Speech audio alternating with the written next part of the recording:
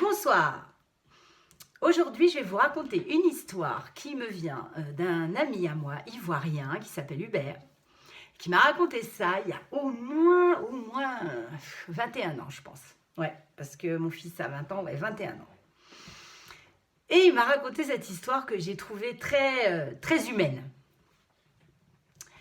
Il était une fois un homme et une femme qui habitaient dans un village. Et cet homme et cette femme étaient en train de discuter. L'homme était content, il regardait son champ de cacao qu'il venait de planter. Pour l'instant, il n'y avait que de la terre, parce que les graines étaient en dessous. Et il parlait avec sa femme et il lui disait, mais écoute, quand le champ de cacao aura poussé, on aura plein de fèves de cacao à vendre, on les fera sécher, et puis voilà, on aura plein d'argent, et avec cet argent, je m'achèterai une belle voiture. La femme, elle dit, ah bon? Il dit oui, avec un grand coffre. Oh, elle dit génial. Elle dit comme ça, je pourrais aller au marché et on pourra mettre tous les légumes, les fruits. J'aurais plus besoin de les porter sur ma tête, sur mon dos. Et là, l'homme, il la regarde et lui dit, mais pas question. Et pas question que tu mettes tes fruits et tes légumes tout remplis de terre dans le beau coffre de ma voiture. Elle dit quoi? Elle dit, tu veux dire que tu continuerais à me laisser aller avec tout sur la tête, dans mon dos, traîner même des fois des sacs derrière, alors que tu pourrais mettre les légumes, les fruits dans le coffre de la voiture? Et dit, bah oui. Et dit, ma voiture, elle restera propre. Ce sera une belle voiture, une grande voiture, avec un grand coffre dans lequel on mettra rien. Comme ça, chaque fois que je l'ouvrirai, je le regarderai, il sera impeccable. Elle commence à s'énerver. Lui aussi. Ils en viennent à vraiment se disputer, à hurler, à s'insulter. Et le voisin qui était à côté, évidemment, il ne reste pas comme ça à regarder, parce que dans ces temps-là, quand on voyait son voisin qui était en train de se disputer avec sa femme et que ça devenait très agressif dans la parole, on allait et puis on essayait de comprendre ce qui se passe pour essayer d'arranger les choses. Donc le voisin va voir le couple et il demande au mari, il dit, mais qu'est-ce qui se passe? Et la femme, elle commence à pleurer, elle dit, oui, il veut pas que je mette mes légumes et mes fruits dans le coffre de la voiture. Et l'homme, il dit, pas question, ma voiture, elle restera toute propre. Et là, le voisin, il dit, une voiture? Mais quelle voiture? Eh ben, ma voiture! Attends, ta voiture.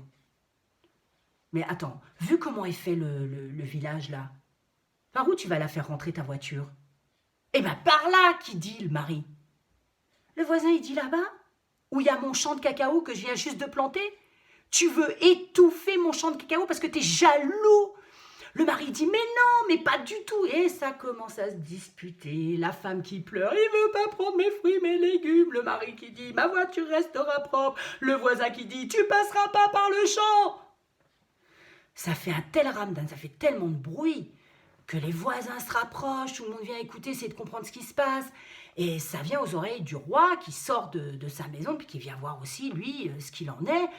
Et il voit tout le monde qui est là en train de parler. Oh bah oui, quand même, elle a raison, disent les femmes. Elle pourrait mettre quand même ses légumes dans le coffre de la voiture. Puis l'autre, il dit, bah oui, non, mais enfin, quelle idée de faire passer la voiture sur le champ de cacao. Oui, mais alors, quand même, sa voiture, il la ferait passer par où? Mais s'il la fait passer par le village, ça va pas aller. S'il la fait passer par le village non plus, hein. Et puis ça a commencé à s'énerver. Le roi, il a fait taire tout le monde. Quand même, c'est le roi. Il a dit, stop, arrêtez tout. Qu'est-ce qui se passe? Et là, t'as le mari qui dit, oui, moi je viens voir ma voiture, elle veut salir le coffre avec ses légumes, et elle a dit, oui, il veut même pas que je mette mes légumes dans le coffre de la voiture, il veut que je continue de les porter. Puis le voisin dit, oui, puis quand même, il veut faire passer la voiture par mon champ, il va tout escater. Puis il y en a un autre dans le village qui dit, oui, mais il n'est pas question qu'il passe par la ville non plus, hein. Le roi, il dit, attendez, quelle voiture déjà?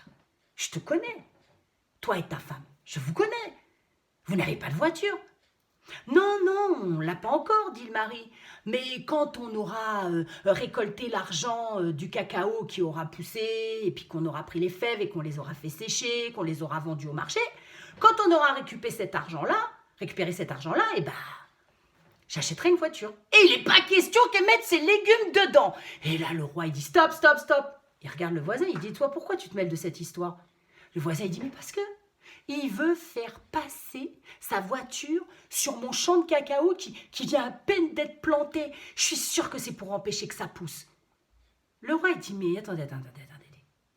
Toi, tu veux acheter une voiture, d'accord. Mais pour acheter ta voiture, on est bien d'accord que le cacao doit pousser. Le mari, il dit, bah oui.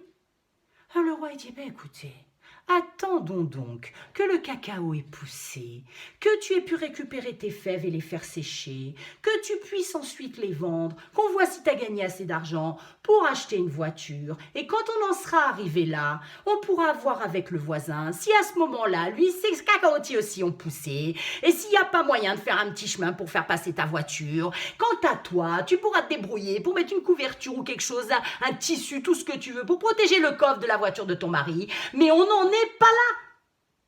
Le cacao n'est même pas poussé. Là, dans le village, tout le monde, le mari. Le roi, il dit bon.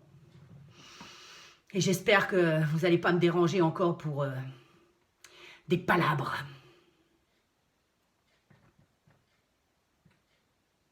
C'est ce jour-là que j'ai appris ce que voulait dire le mot palabre. Et je trouve que cette histoire l'illustre assez bien. Alors un grand merci à Hubert, ivoirien, Bété, du peuple Bété, qui m'a raconté cette histoire que je peux partager avec vous aujourd'hui.